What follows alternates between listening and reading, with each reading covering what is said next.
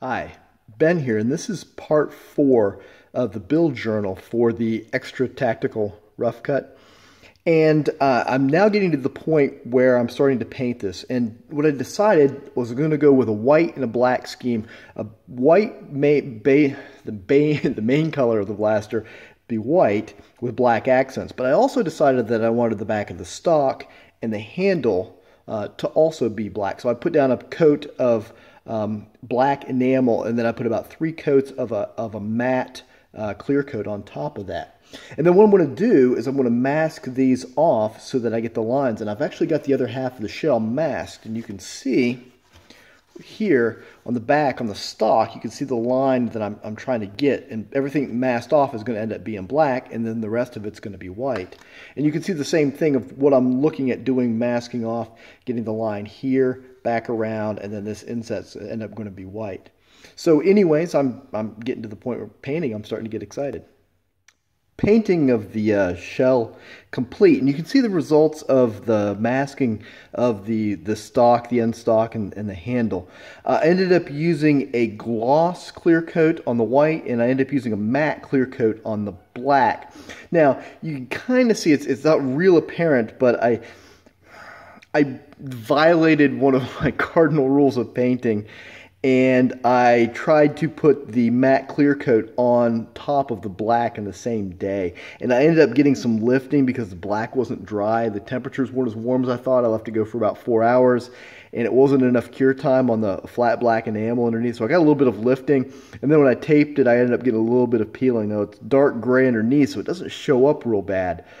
But I needed to let that black set longer before I put the matte clear coat on. Now, I think if I had to do this again, now that I've done it, I would have done the masking, and I painted the black, masked it, done the white, and then pulled the masking all off and done the same clear coat over the entire blaster.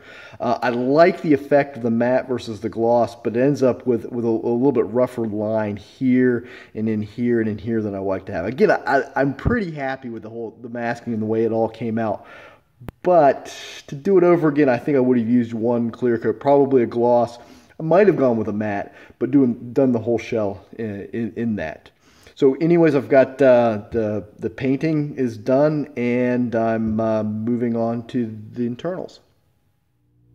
I decided to go with a dual-purpose trigger for the rough cut and the rapid strike firing mechanism. So what I did here was hook this up so that this is just the standard rough cut trigger, and when the blaster is primed, this trigger will then operate the normal mechanism and fire the rough cut.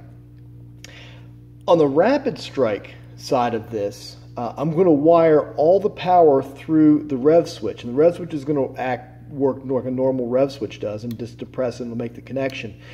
And when that happens, then it will provide power up to this switch, which will then control the pusher mechanism back in here, so that when you rev it, then power will come to this switch, and when this switch here, it'll engage this switch right here, and you can see that, and you hear that click, and then that will fire off the rapid strike.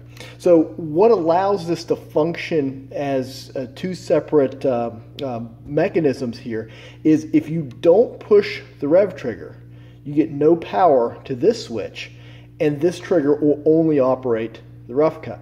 If the rough cut's not primed, this trigger won't do anything mechanically with the rough cut and will only activate the electrical switch back here. And that'll allow you to operate both blasters, in both parts of the blaster, independently if you wish, or you can operate them together. If you prime the rough cut, rev the rapid strike portion, and pull the trigger, both parts of the blaster will shoot.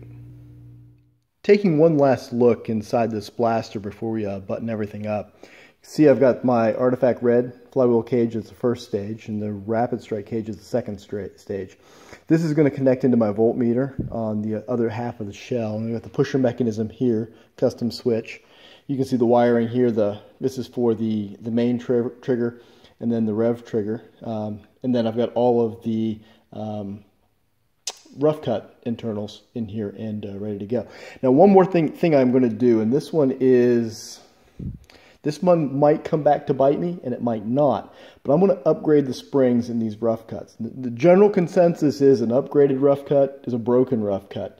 And we did one in the past, and it got about 2 years of warring out of it until the gearbox finally broke. So I'm going to put the springs in, test them out, knowing that probably at some point in the distant future, this gearbox in here is going to go. But the rough cuts are about $13 a piece.